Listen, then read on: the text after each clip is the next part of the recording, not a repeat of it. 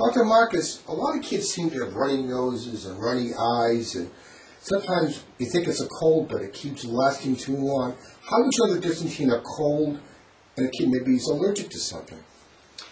Sometimes it's difficult to be able to tell the difference between cold symptoms and allergy symptoms because they're certainly quite similar. One of the major differences is the pattern of illness. Cold symptoms tend to last 5 to 7 days. By 10 days, they're gone. Allergy symptoms will linger and last throughout the allergy season and will vary depending on the degree of exposure.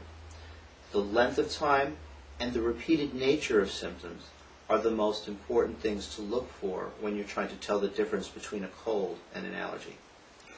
If a kid had allergies, do we have to give medicine every time the kid has an allergy, or can sometimes you just let it ride its course? What would be the best approach to this? The symptoms of allergies can be runny nose, colds, and coughing. And the degree to which we treat those symptoms is dependent upon how uncomfortable the child is and how sick the child becomes. Mild allergy symptoms that are tolerable don't really require any treatment other than trying to minimize exposure to the things that the child is allergic to. More severe allergy symptoms may require treatment because they can be predecessors to things like sinus infection and asthma. In a house, are there certain things you could do to make the house less of a problem for a kid with allergies? The house is the first area that we focus on when children have allergies, because the earliest things children become allergic to are indoor things such as dust, molds, and pets. Eliminating exposure to these things indoor, then, is a very important part of improving allergy symptoms.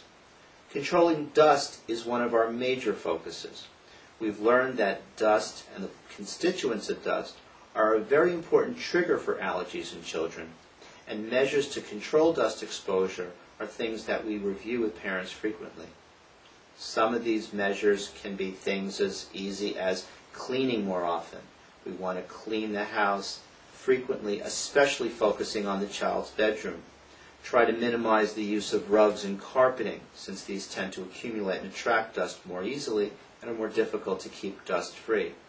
Eliminating stuffed animals from the children's room and from their bed is another important thing. And a very important place where dust is accumulating and children are exposed is in the mattress, the box spring, the pillows, and the bedding. For mattresses and box spring and pillows, we recommend having you put these things, mattress, pillow, box spring, into mattress covers that are made of either a plastic or vinyl and that totally zip around. By doing this, the mattress is fully encased in the cover, and any dust that has accumulated in the mattress will not be exposed to the child. Bedding should be cleaned frequently, and it should be changed every 2 to 3 days. Changing your bedding once every 1 to 2 weeks would not be sufficient for maintaining good dust control. Are pets a problem? Pets can be a severe problem if the child is allergic to pets, or if the child is allergic to pollen and the pets go outdoors. Pet allergies are a common problem. Allergies to dogs, cats, and even smaller pets like hamsters can lead to serious allergy problems. The allergy is to the dander of the pet, and the dander of the pet is adhered to the fur, the saliva, and the excretions of the pet. What we recommend is that if possible, the pet should find a new home. If the pet needs to stay in the home for any number of reasons, the pet should never be in the child's bedroom, never be handled by the child, and one should always clean their hands thoroughly whenever handling the pet.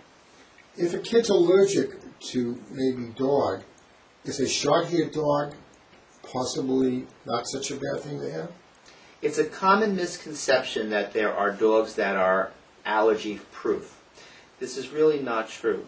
Since the allergy is to the dander, it does not make any difference how long the hair is. The dander is still excreted by the dog.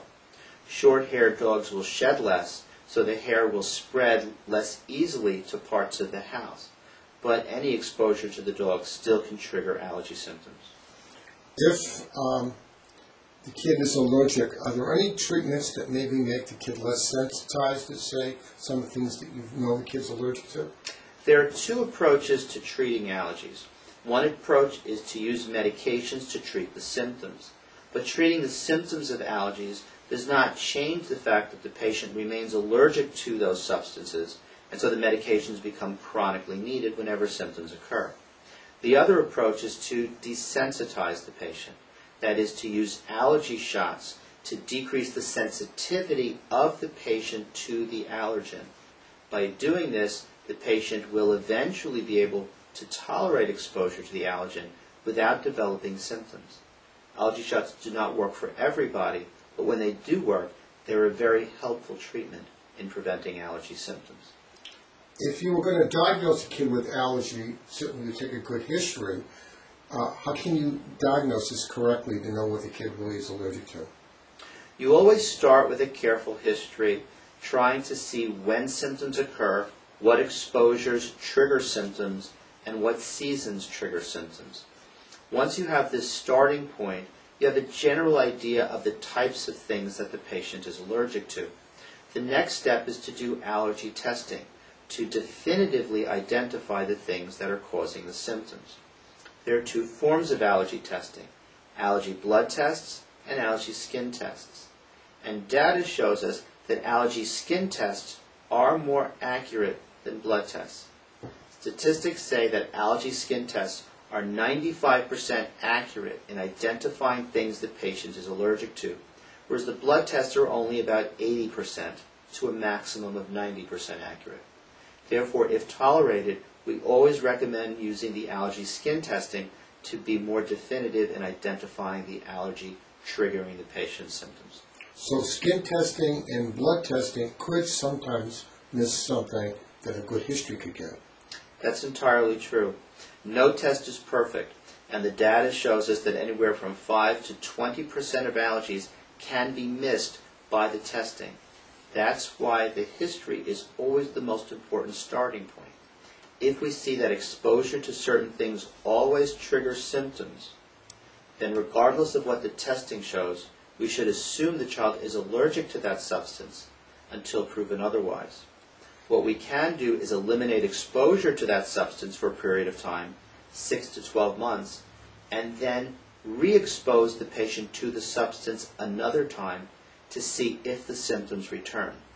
This re-exposure or challenge would be the final step to proving that this substance is what's causing the allergy symptoms.